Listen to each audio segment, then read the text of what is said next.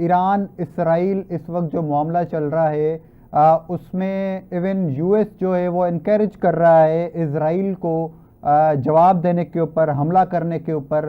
تو اگر اسرائیل ایران کے اوپر حملہ کرتا ہے اور سچویشن اسکلیٹ ہوتی ہے تو پاکستان کو آپ کہاں دیکھ رہی ہیں؟ کیا اس کے امپیکٹس پاکستان پر بھی پڑ سکتے ہیں؟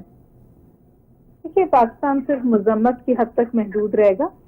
پاکستان نہ تو ریجن کا حصہ ہے اور نہ وہ پولیٹیکلی اس پوزیشن میں ہے، اکنامکلی اس پوزیشن میں ہے کہ کوئی بہت فالس سٹانس لے سکے. بہرحال پاکستان کو on the right side of international law ہی رہنا چاہیے.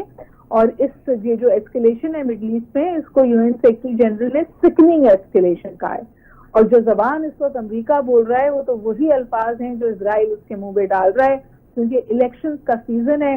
اور جو امریکن اس وقت پولیٹیکل فریم ورکس ہیں وہ ایسے ہیں کہ کوئی خواب نہیں دیکھ سکتا وائٹ ہاؤس جانے کا اگر امریکن زیونسٹ لابی ان کے خلاف ہو. امریکن زیونسٹ لابی اس وقت اسرائیل کو سپورٹ کر رہی ہے، اس لیے امریکہ بھی سپورٹ کر رہا ہے.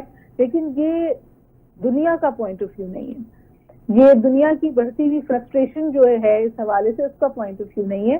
آج آپ نے ایران میں بھی دیکھا، سخت اسٹیٹمنٹس آئے. ایرانین پریزیڈنٹ اور سعودی فورن منسٹر کی ملاقات ہوئی ہے. یہ ڈیولپمنٹس اہم ہیں، اور جو اسرائیل کی انریسٹرینڈ وائلنس ہے وہ اس سے سب پریشان ہیں.